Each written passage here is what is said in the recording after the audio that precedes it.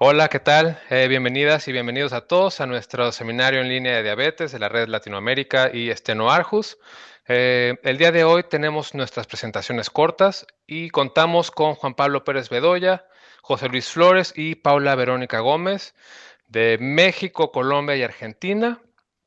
Juan Pablo nos va a presentar el análisis jerárquico de los efectos de la edad, periodo y corte. Él es bacteriólogo y laboratorista clínico, tiene un magíster en epidemiología y es candidato a doctor en epidemiología de la Universidad de Antioquia de Medellín, Colombia. Y también es parte del grupo de estudio en epidemiología de diabetes tipo 1, EPIDIAB. Juan Pablo, muchísimas gracias por acompañarnos. El micrófono es todo tuyo. Vamos a empezar contigo. Adelante. Un saludo muy especial, como dijo Omar, mi nombre es Juan Pablo Pérez Bedoya, soy estudiante del doctorado en epidemiología en la Universidad de Antioquia y en esta oportunidad les presentaré este trabajo que hemos estado desarrollando con mi directora de tesis doctoral, la profesora Paula Andrea Díaz Valencia, que se titula Análisis jerárquico de los efectos de la edad, el periodo y la cohorte de nacimiento sobre la mortalidad por diabetes mellitus en Colombia entre 1983 y 2022. Esta es una actualización de los últimos resultados que hemos obtenido en septiembre del año. Presentar algunos otros avances y la idea es comparar estos resultados y mirar algunas nuevas interpretaciones. Como contenido de la presentación, en un primer momento hablaremos del planteamiento del problema, miraremos también algunas generalidades de los modelos de edad, periodo, cohorte de nacimiento, cuál fue la pregunta de investigación y el objetivo general de.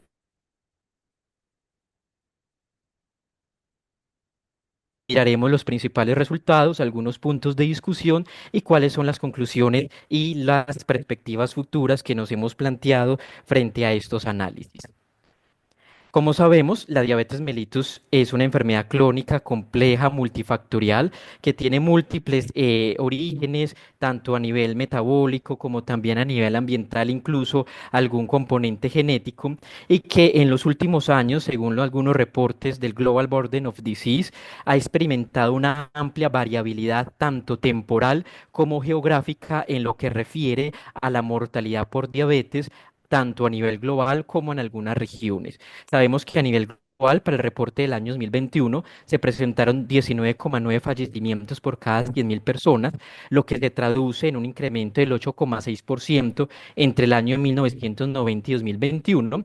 Para la región de América Latina y el Caribe se presentaron 36,6 fallecimientos por cada 100.000 personas. Esto se refleja en una disminución del 6% entre el 90 y el 2021 y específicamente para Colombia se presentaron en el año 2021 13 fallecimientos por cada 100.000 personas y esto se traduce en aproximadamente una disminución del 39% comparando los periodos de tiempo del 90 y del año 2021. Como podemos observar, la mortalidad por diabetes presenta una amplia variabilidad tanto temporal como geográfica en diferentes territorios, sobre todo en Colombia. Para responder entonces y analizar un poco más a profundidad las variabilidades temporales de eventos en salud como la mortalidad, la epidemiología, la sociología, incluso la economía han utilizado una serie de modelos que se llaman modelos de edad, periodo, Hola, ¿qué cohorte, tal? para intentar desentrañar un poco los efectos de cada una de estas tres variables. Los efectos de la edad se refiere a los años cumplidos al momento de ocurrencia del evento. La variable o el predictor de periodo hace referencia al año calendario que se registra al momento de la ocurrencia del evento. Y la variable cohorte hace referencia al año de nacimiento que el individuo presentó el evento. Por su parte, a partir de esos tres predictores de edad, periodo, cohorte, se desagregan los efectos de cada uno de ellos.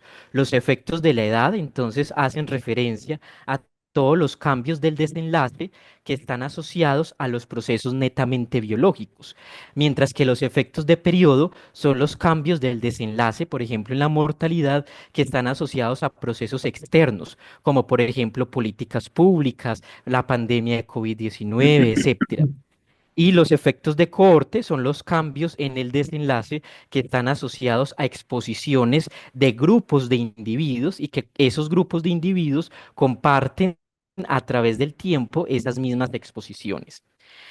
Por tal motivo, estos modelos de edad periodo cohorte, como habíamos observado, tiene tres grandes predictores o tres grandes variables que van a predecir ese desenlace de interés, que es el efecto de la edad, el efecto del periodo y el efecto de la cohorte. Sin embargo, estas tres variables presentan un problema y el problema es que hay una relación lineal entre los tres predictores, es decir, una multicolinealidad. Cuando yo conozco la variable de periodo y la variable cohorte, puedo calcular la variable de edad. O al revés, si yo conozco la variable edad y la variable periodo, sé el valor de la variable cohorte. Y esto se traduce en una multicolinealidad entre cada uno de estos tres predictores. Si cambia una variable, pues inmediatamente la otra variable va a cambiar. Y ese es el principal supuesto de los modelos de dependencia, que las variables que están inclusionando en el modelo, pues tienen que ser variables independientes. Por tal razón, el modelo de APC o el modelo de edad periodo cohorte es un modelo que no es identificable. ¿Qué nos referimos cuando no es identificable? Que es un modelo que es imposible estimar con precisión cada uno de los efectos de las variables. Y si por alguna razón se lograse estimar, pues hay una distribución un poco errada entre la variabilidad de esos predictores. Esto se genera o se conoce más bien dentro del campo estadístico como una matriz de diseño singular. Por tal razón, a partir de todo el background teórico, ha surgido diferentes herramientas para solucionar el problema de la multicolinealidad en un modelo de edad periodo cohorte. Hay soluciones basadas en estimación de efectos sin causas medidas o soluciones basadas en la identificación de efectos con causas medidas. Las más aplicadas en la literatura científica, o al menos en la literatura epidemiológica, es el primer bloque de soluciones, la estimación o identificación de efectos sin causas medidas. Para este escenario podemos hacer algunas restricciones explícitas. El escenario más viable o más fácil, por así decirlo, sería eliminar alguna de las variables predictoras, eliminar la edad, el periodo, la cohorte y simplemente estimar el efecto de las otras dos sobre, por ejemplo, la mortalidad. Pero allí tendríamos un problema porque la idea es que queremos explicar la variabilidad del desenlace en función de los tres predictores y no solamente en dos de ellos. Otra solución es hacer restricciones de igualdad, es decir, restringir alguno de los coeficientes de regresión a un valor predeterminado, pero esto es muy arbitrario según los intereses y el background teórico, el conocimiento previo que pueda tener el investigador, teniendo diferentes resultados según las restricciones que cada investigador quiera o que desee aplicar.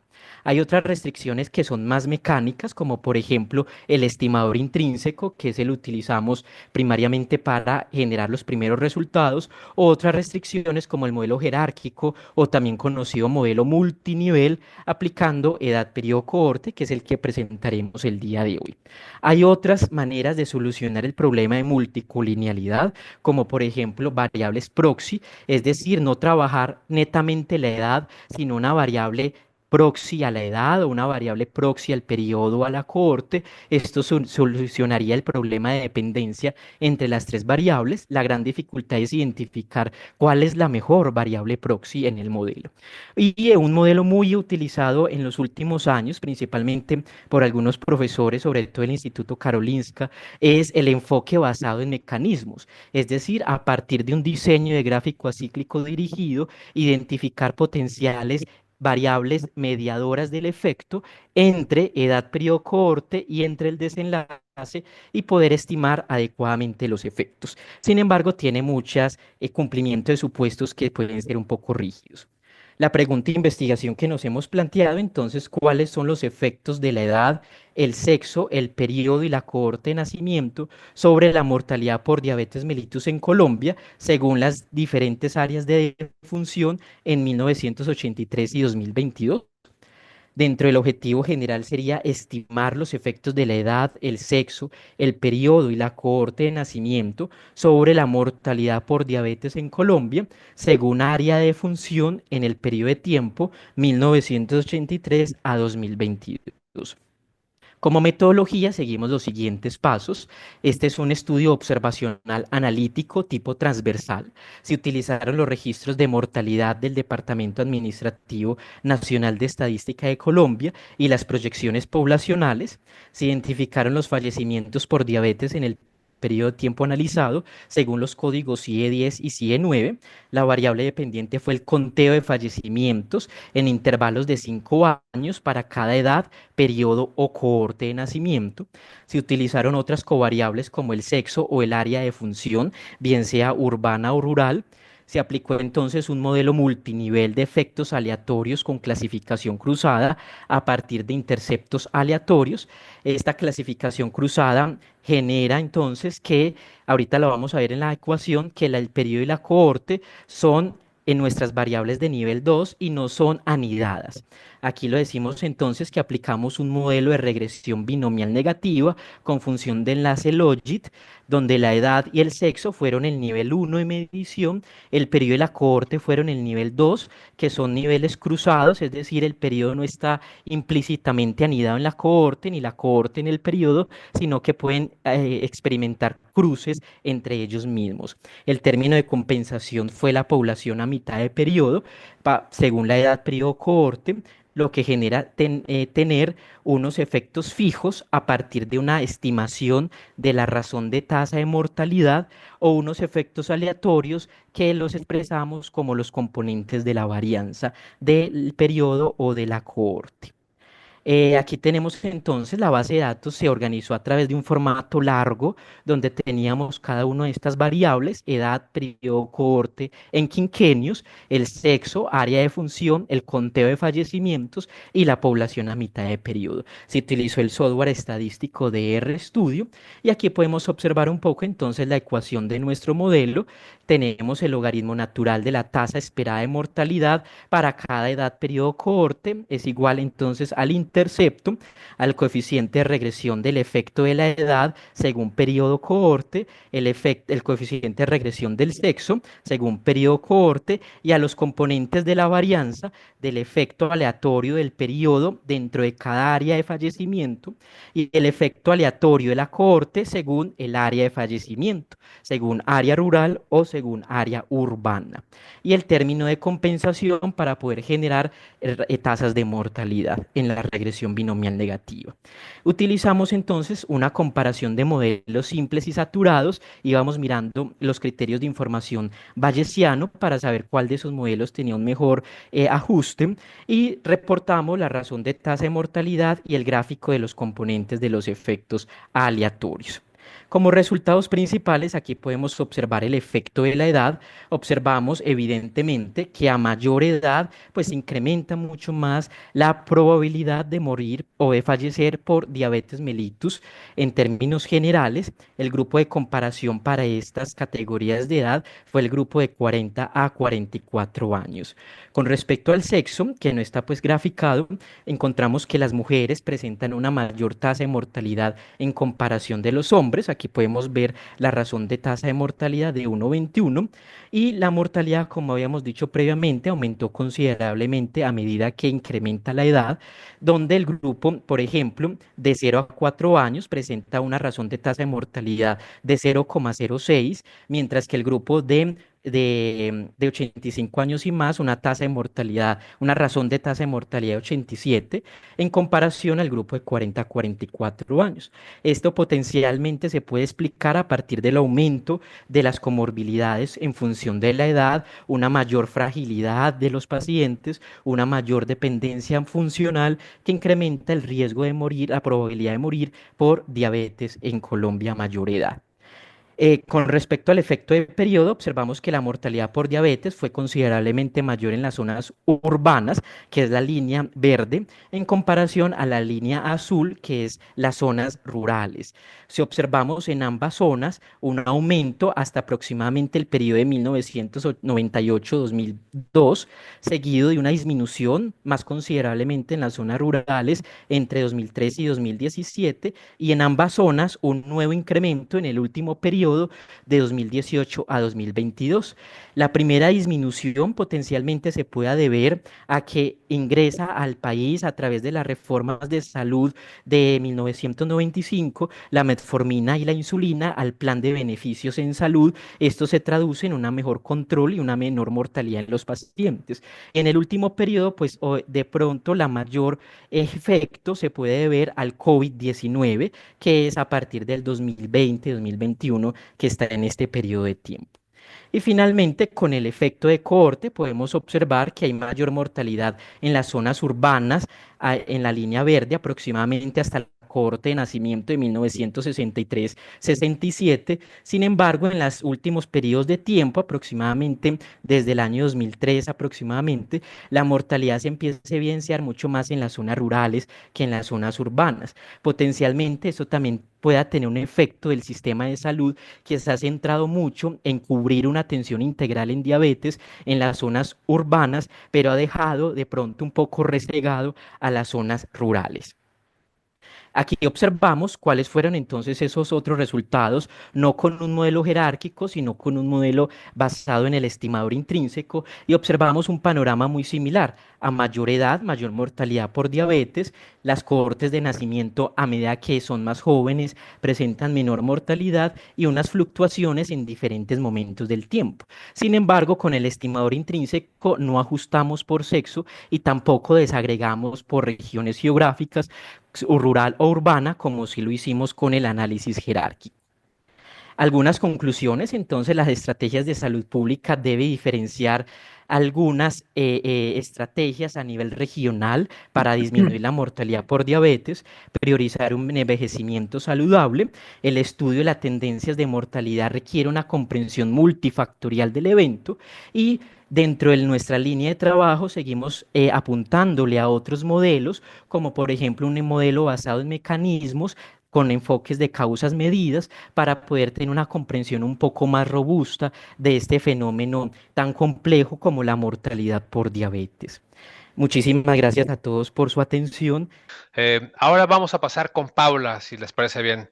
Eh, Paula es médica especialista en nutrición. Ella tiene un magíster en diabetes. Es coordinadora de la unidad de diabetes del Hospital Comunitario Evita y del aula virtual del Ministerio de Salud. Es integrante del área de investigación del Ministerio de Salud y del Programa Provincial de Diabetes en Santa Rosa, La Pampa, en Argentina. Y ella nos va a presentar acerca del Programa Integral de Abordaje de Diabetes en La Pampa, Argentina. Em, Paula, el micrófono es todo tuyo, adelante. Ante todo, muchas gracias, Daniel y José Omar, por este espacio. La verdad que para nosotros es muy importante. La Argentina es un extenso país en Latinoamérica y a la vez nosotros, en la provincia de La Pampa, somos la parte norte de la Patagonia Argentina. Y lo cierto es que si bien somos una pequeña provincia en cuanto al número de habitantes y un poco en concordancia con lo que hablaba Juan Pablo respecto a las diferencias entre la ruralidad y la urbanización respecto al acceso al tratamiento de la diabetes, nosotros tenemos una cantidad de habitantes que es relativamente poca comparado con la población de Argentina, que somos 46 millones. Somos solo 360.000 personas, pero la densidad poblacional es muy baja, de manera que tenemos dos ciudades como más importantes que tienen centros de referencia para atender a la enfermedad, digamos, con todo lo requerido respecto a la complejidad de su abordaje, y el resto son localidades pequeñas que responden a la atención de equipos de atención primaria y los centros de referencia están relativamente alejados de estas pequeñas ciudades. Nuestra prevalencia estimada de diabetes en la provincia por la última encuesta de factores de riesgo reporta aproximadamente un 12,7%, con lo cual es acorde a la prevalencia a nivel nacional y mundial. Tenemos la suerte en nuestra provincia de tener un sistema informático de salud sólido y de varios años de evolución, por lo menos 10, que permite conectar de manera electrónica los 126 establecimientos de salud de la provincia que forman parte de 80 localidades, ¿sí? Tiene aproximadamente este sistema 10.000 usuarios, de los cuales 5.000 son profesionales de la salud, médicos 1.300 y otros profesionales de la salud 4.500. Esto es importante porque esto, digamos, atiende a las necesidades de todos los profesionales de la salud involucrados en la atención de los pacientes con diabetes, y todos incorporan sus consultas y sus datos en la historia clínica. Las personas atendidas en el sistema público de salud están reconocidas por su documento nacional de identidad.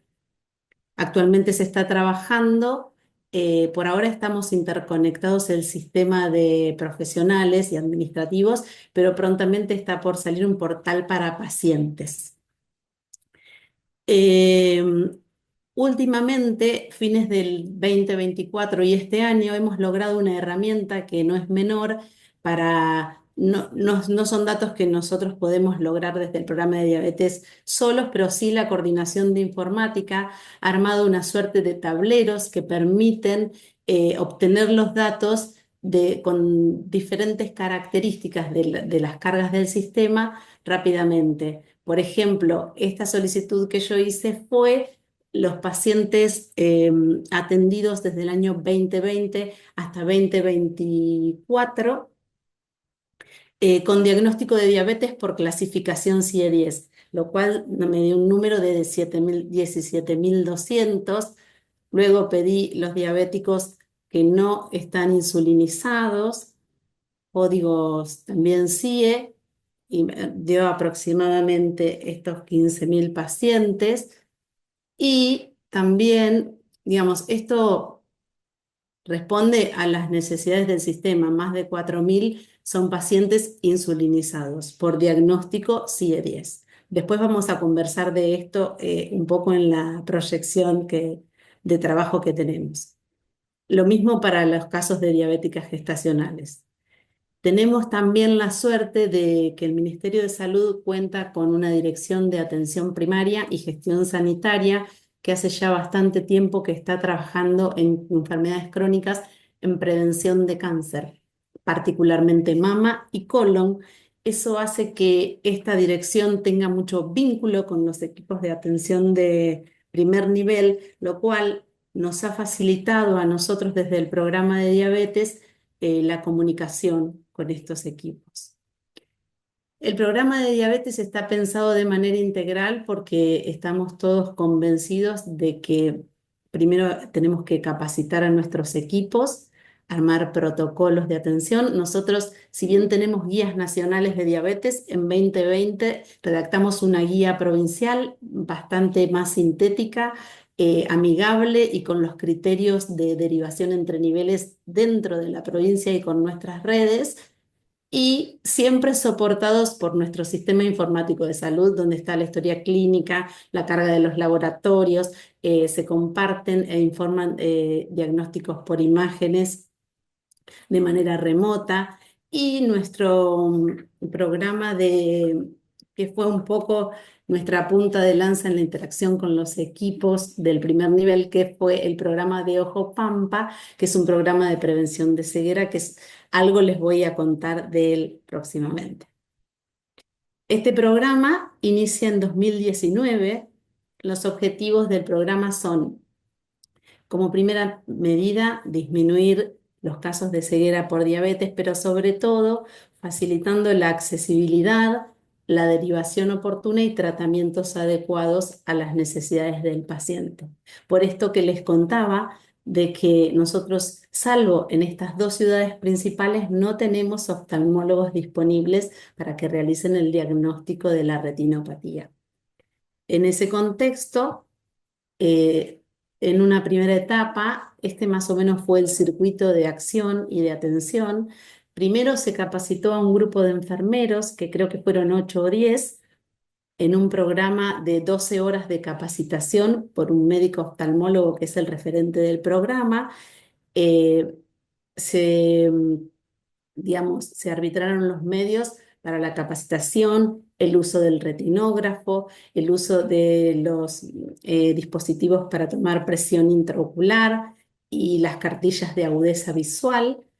Luego del periodo de formación del equipo, también se fue interactuando de manera personalizada con cada uno de los equipos de salud de referencia a donde iban a ir estos enfermeros que se trasladaban a hacer estas determinaciones de las fotos con un retinógrafo no midriático para que el equipo de cada una de las localidades pudiera certificar la lista de sus personas con diabetes, citarlos para control en el día acordado en que el equipo iba a concurrir y también para pulir un poco los padrones de diabetes que si bien estaban extrapolados del CIS, en aquel momento no teníamos tan pulida la herramienta que yo les mostré en la primera diapositiva, con lo cual hubo que hacer algún trabajo más, digamos, más, no me sale la palabra,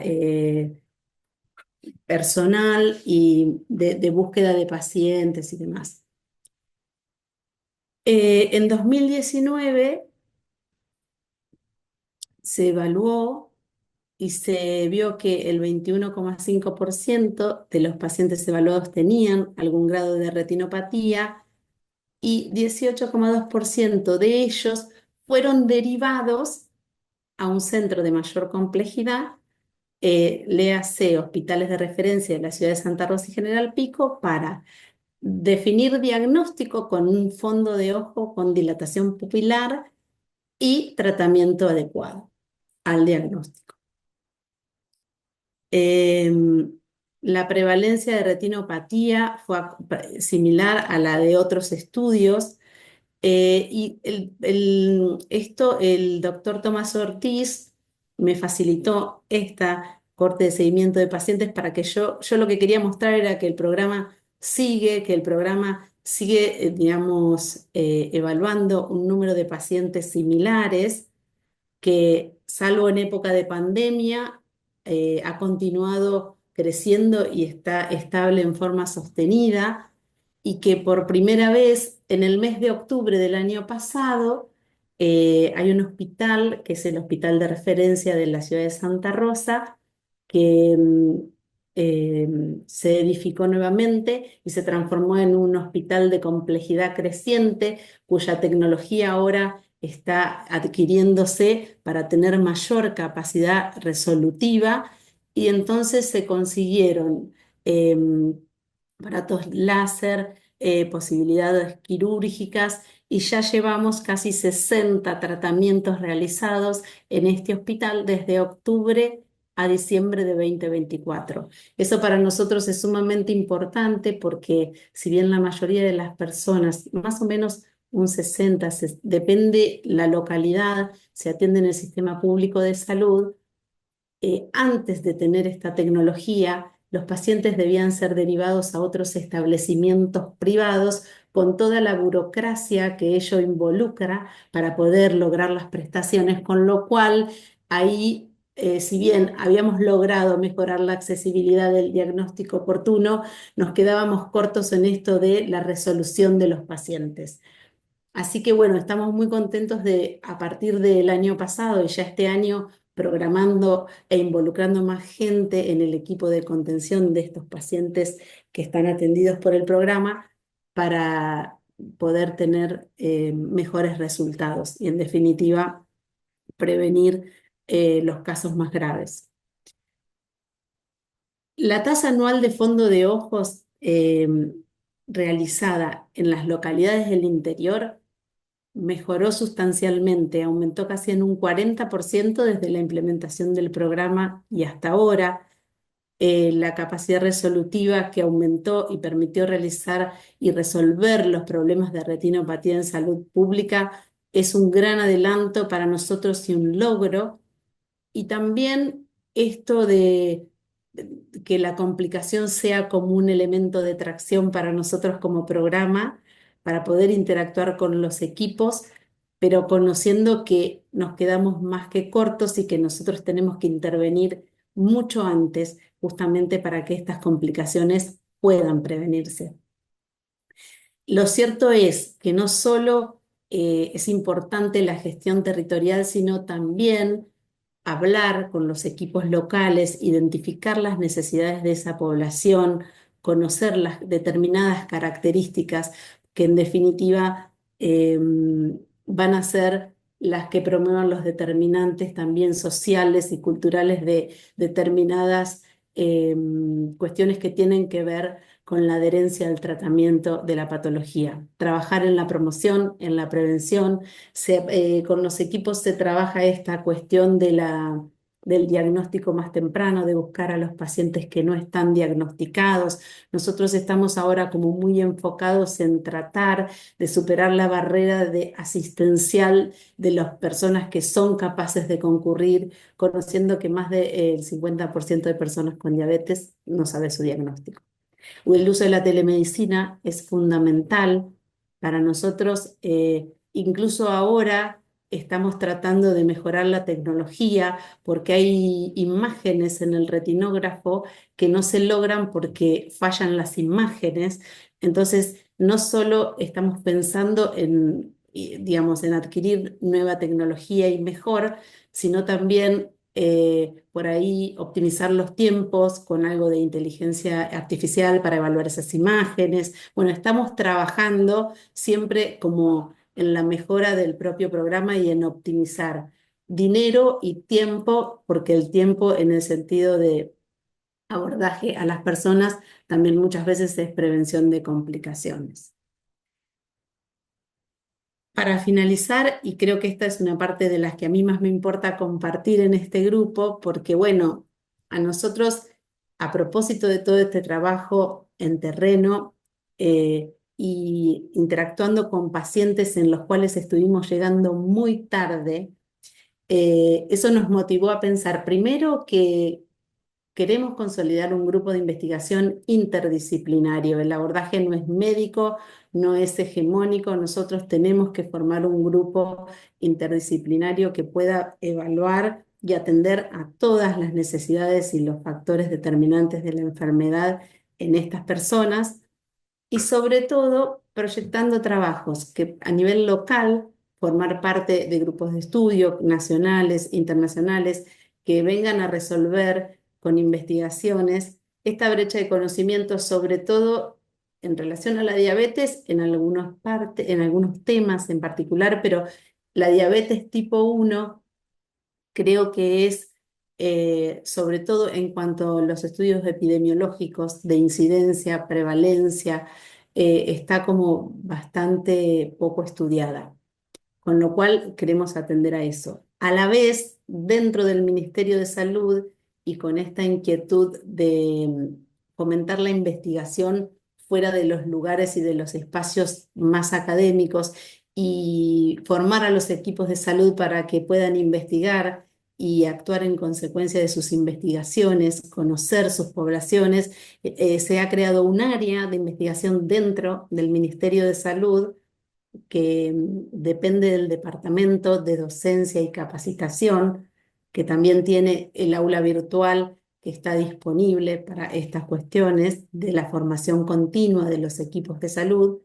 Y a la vez, y esto es algo como muy importante para nosotros, se formó un Consejo Provincial de Investigación en Salud, donde diversas instituciones del medio que tienen que ver con la investigación, tanto a nivel nacional y provincial, puedan interactuar para marcar una agenda, para priorizar temas y para acompañar grupos de investigación.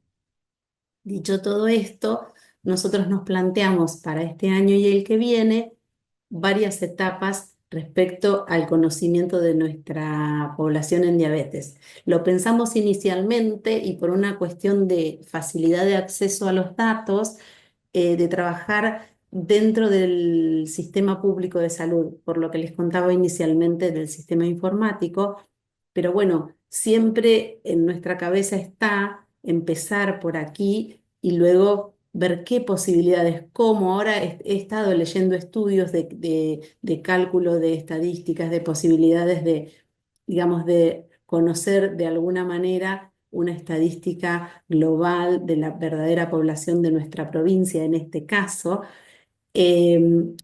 tenemos los códigos CIE, tenemos otros códigos de medicamentos que las personas retiran en farmacia. Entonces, armar como nuestro mapa de personas con diabetes atendidas en el sistema público de salud como una primera etapa. Eso sería una cuestión descriptiva, pero en realidad con un instrumento informático logrado para tal fin y perfectamente estipulado en cuáles son las variables que vamos a tener presentes, sobre todo para que incluyan o excluyan pacientes para determinados grupos. En una etapa 2 y ya conociendo nuestros pacientes, trabajar con los pacientes insulinizados, aplicar el score para diagnóstico de diabetes 1 versus diabetes 2 y a la vez hemos conseguido la capacidad para realizar anticuerpos y péptido C. Con lo cual la idea es, si nosotros lográramos esto, poder estimar en un periodo de corte que sería, lo que tenemos pensado sería de 2020 hasta ahora como para tener una población y luego trabajar año a año, definir la verdadera incidencia de diabetes tipo 1. Eso por un lado. En una tercera etapa de estos grupos logrados, evaluar el grado de control metabólico, de daño de órgano blanco, adherencia a tratamiento, qué tipo de tratamiento utilizan, el acceso a la tecnología y evaluar calidad de vida. Y en una cuarta etapa, y un poco esto está en consonancia con lo que nosotros con lo que nos motivó a ir a estudiar, ¿no?, la diabetes en esta provincia, que es, bueno, en función de la información recibida, ¿qué vamos a hacer para intervenir esa realidad? ¿Qué herramientas tenemos para cambiarla? Y por supuesto, tener todo, digamos, el ordenado, el protocolo para la documentación de ese logro o no respecto al proyecto programado. Así que bueno, eso es todo lo que tenemos planeado. En resumen, escalar intervenciones poblacionales. Nosotros ya estamos trabajando en renovar nuestra guía de la práctica provincial. Estamos pensando en una hoja de ruta, en algo como más sintético para que los equipos puedan adherir más fácilmente, trabajar en interdisciplina, participar en interacción con otros grupos de investigación y proyectar nuevos modelos de abordaje. Nosotros ahora estuvimos viendo que el abordaje de los pacientes de ojo pampa, que fue nuestra como punta de lanza en cuanto a la intervención, más desde la parte especializada, ¿no? Es un abordaje tardío, nosotros tenemos que lograr intervenir antes a los pacientes, tal vez con una retinopatía leve, ver cómo lo manejamos, si los tenemos que ver, si los vamos a ver con telemedicina, si vamos a armar un equipo con los médicos de atención primaria. Bueno, resolver un poco eso y pensando en la investigación y en la inteligencia artificial, tener, digamos, bien claro cómo lo vamos a utilizar, cuál es la herramienta, la utilidad, digamos, ser criteriosos, pero saber que la tenemos, que existe y que está para que sea utilizada. Así que creo que eso es todo. Muchas gracias. Y acá después van a quedar los datos del contacto por cualquier inquietud, no sé, lo que necesiten o lo que quieran compartir. Muchas gracias. Vamos a darle la palabra a José Luis Flores Guerrero. Él es investigador de la Universidad Benemérita Universidad Autónoma de Puebla en México y es investigador honorario en University College en London, en Reino Unido. Él ha realizado investigación sobre biomarcadores en enfermedad cardiovascular, enfermedad renal crónica y diabetes tipo 2 en diversas instituciones, como la Universidad de Glasgow, Universidad de Helsinki, Universidad de Groningen, Universidad de, bueno, esta ya dije, University College London. Y José Luis nos va a hablar de disfunción autonómica y rigidez vascular en pacientes con diabetes tipo 1. A José Luis no lo conozco en persona, pero tiene ya varios años que lo conozco igual por interacciones virtuales. Así que es un gusto tenerte, José Luis. Adelante, el micrófono es todo tuyo. Mm, Muchas gracias, Omar. Bueno, voy a compartir mi pantalla. Y ahí está. ¿Se ve correctamente, perdón? Sí, Perfecto. Bien, bueno, pues vamos a tocar un poco el tema que comentaron, difusión autonómica y rigidez vascular en personas con diabetes tipo uno. Em, ¿Cuál es la importancia de investigar el rol de estas dos variables en las pacientes con diabetes tipo uno? Es porque, como probablemente lo sabemos, la enfermedad cardiovascular es la causa principal de mortalidad en las personas que tienen diabetes tipo uno. Hay diversos estudios, por ejemplo, uno de los más completos es la Corte Nacional de Suecia, en la cual se demuestra que las personas que han desarrollado o fueron diagnosticados con diabetes tipo uno en los primeros 10 años de vida tienen más de 7 veces aumentado el riesgo cardiovascular comparado con una población general. Y para ello vamos a evaluar estas dos variables, que es la variabilidad heart rate variability, que está definida como la variación que existe en el tiempo entre los latidos consecutivos. Este puede ser y es ampliamente investigado como un indicador de salud cardiovascular y este parámetro viene del equilibrio entre el sistema simpático y parasimpático. Em, pero bueno, para entenderlo un poco más, acá tenemos dos ejemplos en el cual en el mismo, casi mismo periodo de tiempo, tenemos 4 latidos. Sin embargo, por ejemplo, una persona que tiene una frecuencia cardíaca de 60 latidos por minuto, no necesariamente significa que cada segundo es un latido, latido, latido, latido, ¿no? Sino hay una pequeña variabilidad de alrededor de 50 milisegundos. eh, y esa es la que va a estar mediada por el efecto del sistema simpático y parasimpático. En el trazo de arriba vemos como los periodos entre latido y latido no tienen exactamente la misma duración y en ese caso tenemos un paciente que tiene una variabilidad de la frecuencia cardíaca mayor que en el caso de abajo, en el cual los latidos son, digamos, más sincrónicos. Y esto, como les dije, está dado por la interacción entre el sistema simpático y parasimpático. Se ha identificado que en pacientes con la variabilidad de la frecuencia cardíaca disminuida, el sistema simpático está predominando y entonces por eso se pierde esta variabilidad. Por otra parte, la otra variable que estudiamos es la rigidez vascular, el cual es un marcador subclínico de enfermedad vascular y se ha identificado como un predictor independiente en el desarrollo de enfermedad cardiovascular y pues incluso mortalidad de origen cardiovascular. Existen diversas maneras de evaluarlo, sin embargo, el estándar de oro es lo que conocemos como la velocidad de onda de pulso. Para ello únicamente se requiere identificar el pulso en dos regiones. Generalmente es carótida femoral, ese es como el estándar de oro, sin embargo, se puede medir en otras partes. Y bueno, pues una mayor velocidad de onda de pulso significa que las arterias tienen una mayor rigidez. Mientras eh, menos rígidas en las arterias, la velocidad de onda de pulso va a ser menor. Em, Ambas características, tanto la variabilidad de la frecuencia cardíaca como un incremento en la rigidez arterial, han sido identificadas en adolescentes con diabetes tipo uno. Sin embargo, no se ha estudiado si ambos factores están relacionados y cuál sería su efecto en el screening cardiovascular. El objetivo de esta investigación era identificar si si estos dos marcadores de riesgo cardiovascular, tanto la reducción en la frecuencia de la variabilidad de la frecuencia cardíaca como el incremento en la rigidez vascular, persisten en los jóvenes adultos que tienen diabetes tipo uno y si estas variables están asociadas.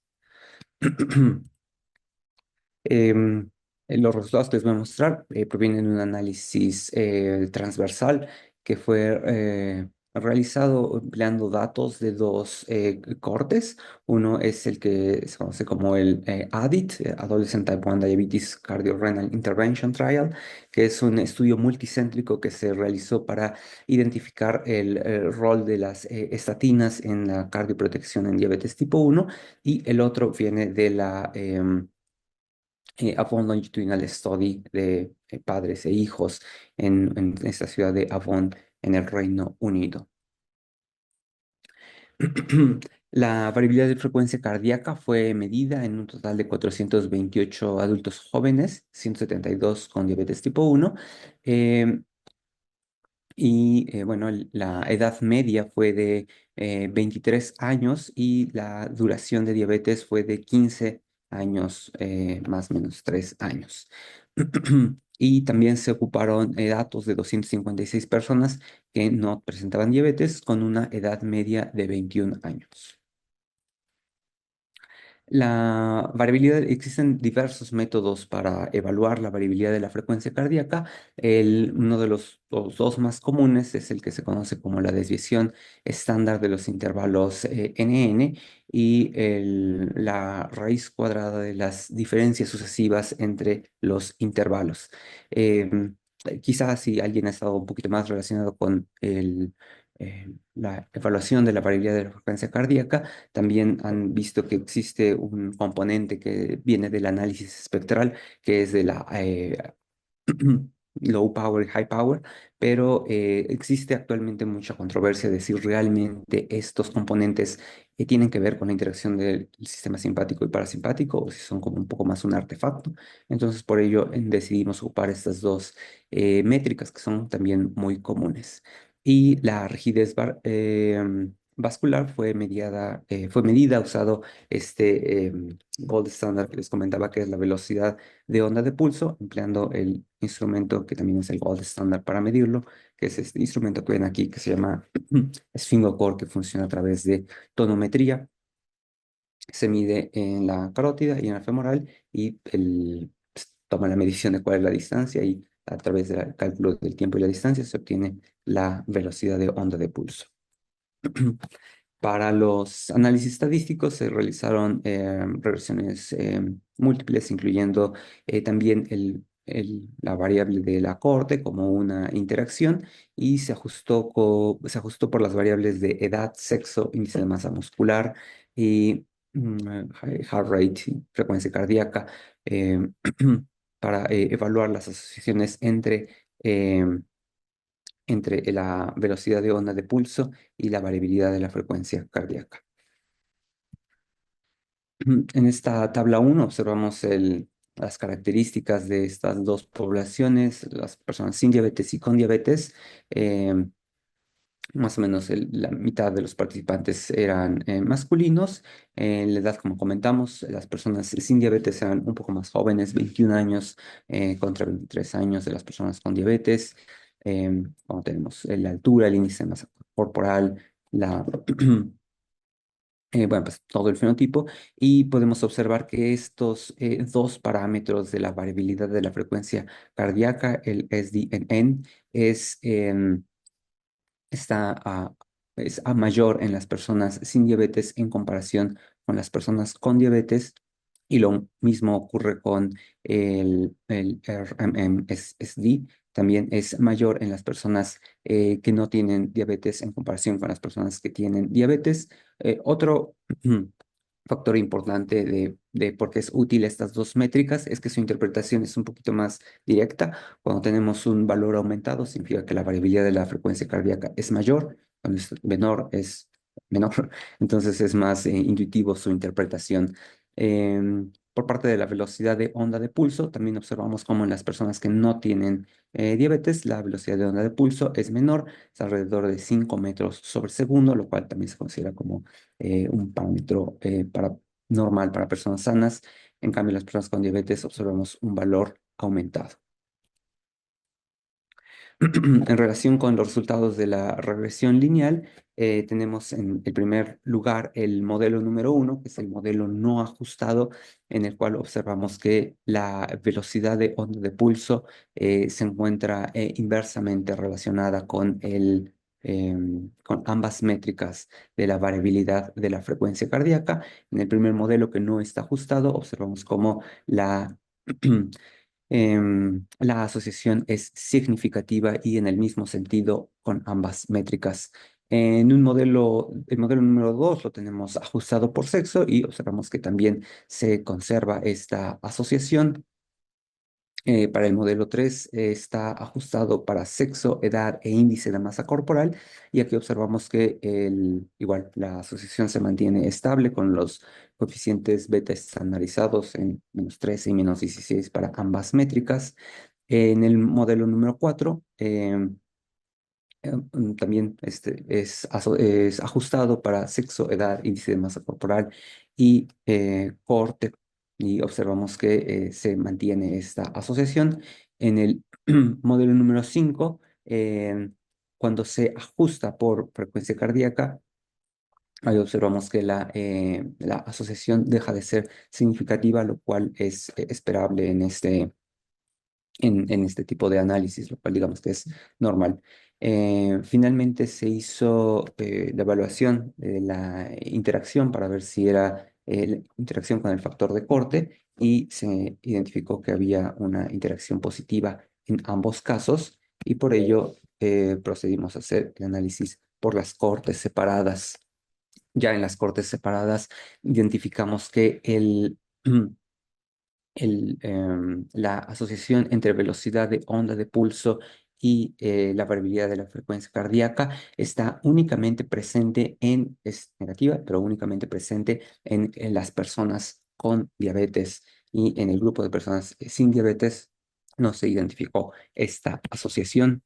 Entonces aquí en esta gráfica lo mismo que estamos viendo, como la variabilidad de la frecuencia cardíaca en el eje de la X no está asociado con la velocidad de onda de pulso en las personas con diabetes tipo 1, en cambio con que es la línea roja, y en la línea azul vemos graficada a las personas con diabetes tipo 1 y observamos que en la variabilidad de la frecuencia cardíaca está asociada con una velocidad de onda de pulso, en el cual a menor variabilidad de frecuencia cardíaca, mayor velocidad de onda de pulso, lo cual significa que hay una mayor rigidez vascular.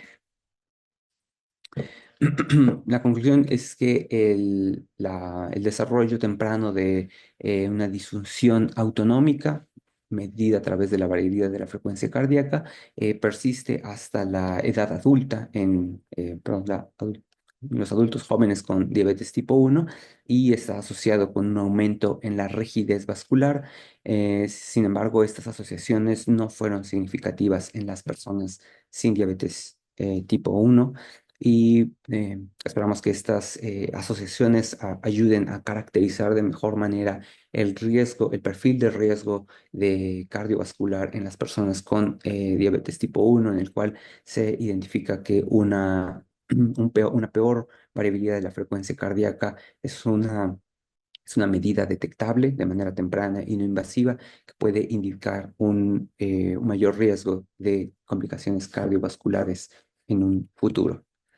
Desde luego, este es un trabajo que implicó el trabajo de muchas personas, incluida Daniela, que era una estudiante de maestría en UCL, y bueno, pues son todas las personas que estuvieron colaborando en el desarrollo de ambos cortes. Y si hubiese alguna pregunta, les agradecería yo. Y mientras tanto, muchas gracias por su atención.